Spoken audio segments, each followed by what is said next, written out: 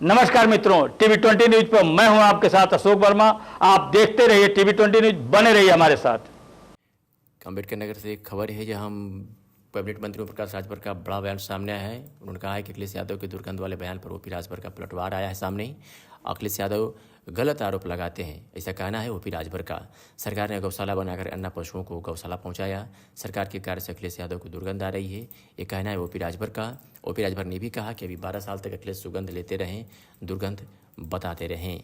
युवा जागरूकता सम्मेलन में ओपी राजभर पहुंचे थे। तो ये खबर अम्बेडकर नगर से है, जहाँ कैबिनेट मंत्री प्रकाश राजभर ने बड़ा बयान देते हुए अखिलेश यादव के दुर्गंध वाले बयान पर पलटवार किया है। उन्होंने कहा है कि सरकार के कार्य से अखिलेश यादव को दुर्गंध आ रही है, अभी 12 साल तक और दुर्गंध आती रहेगी और सुगंध लेते रहेंगे। युवा जागरूकता सम्मेलन में ओपी राजभर पहुंचे थे।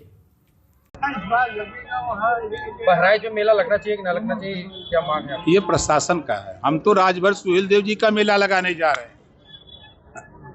इत्र उसका उद्घाटन किया था, उसमें कहा था भाजपा को दुर्गंध पसंद है और हमको सुगंध पसंद, इसलिए हम इत्र कर रहे हैं। वो कह रहे थे कि भाजपा को दुर्गंध पसंद, इसलिए वो गौशाला खोल रहे हैं।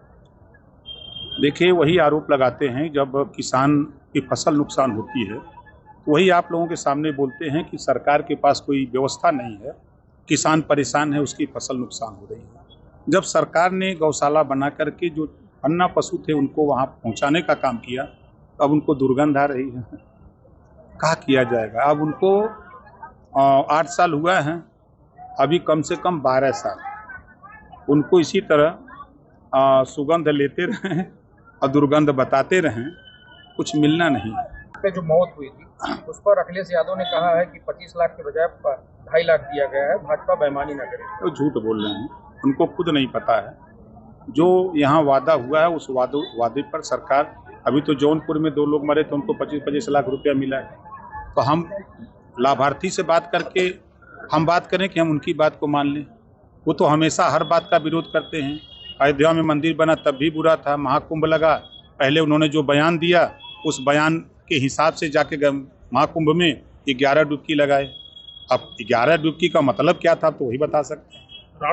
राणा संघा पर इस समय सियासत जो गर्मा गई है, समाजवादी पार्टी के सांसद ने आरोप लगाया, आक्रांता बताया। देखिए, समाजवादी पार्टी के लोग रोटी, कपड़ा, मकान, शिक्षा, दवाई, अगर इसकी बात करते तो बेहतर रहता। समाजवादी पार्टी के किसी नेता के जबान पर कभी 27% आरक्षण को बांट करके देने की बात नहीं आ रही है। सुप्रीम कोर्ट ने कहा कि कोटे में कोटा, सुप्रीम कोर्ट की भी बात को इनकी जबान पर नहीं आ पा रही है, तो क्या कहें इन लोगों को? ये गरीब कमजोर का हिस्सा लूटने वाले लोग हैं। हम लोग चाहते हैं कि उनको हिस्सा मिले। बिहार चुनाव में इस बार ताकत चल रही है, जा रहे हैं कल दिल्ली। 3 दिवसीय चलता है। इस समय सैयद सलार मसूद गाजी चर्चा में, खासकर बीजेपी चर्चा करे, क्या मेला इस बार भी लगेगा? देखिए, काबुल से सैयद सलार मसूद गाजी चला।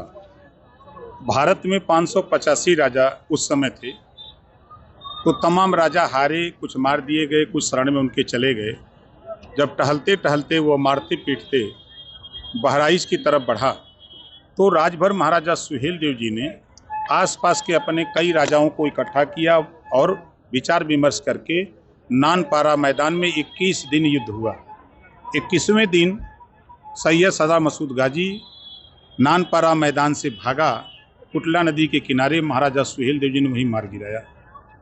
तो वो बहुत पाजी था, जो गाजी था वो बहुत पाजी था, पंगा ले लिया सुहेल देव राजभर जी से, इस नाते नेस्त नाबूद हो गया। तो अब जो देश को लूटने से बचाया, गुलाम होने से बचाया, जो देश के लिए काम किया, समाज के लिए काम किया, मेला लगना चाहिए राजभर महाराजा सुहेल देव जी का, मेला लगना चाहिए बाबा साहब डॉक्टर अम्बेडकर जी का, उनके विचारों का मेला लगना चाहिए, मेला लगना चाहिए गौतम बुद्ध जी का, मेला लगना चाहिए पंडित दीनदयाल उपाध्याय जी के विचारों का, मेला लगना चाहिए सावित्रीबाई फुले का, मेला लगना चाहिए महात्मा ज्योतिबा फुले का, मेला लगना चाहिए छत्रपति साहू जी महाराज का, सरदार पटेल जी का। ये जो हमारे महापुरुष हैं जिन्होंने देश के लिए, समाज के लिए काम किया, उनके मेले लगने चाहिए।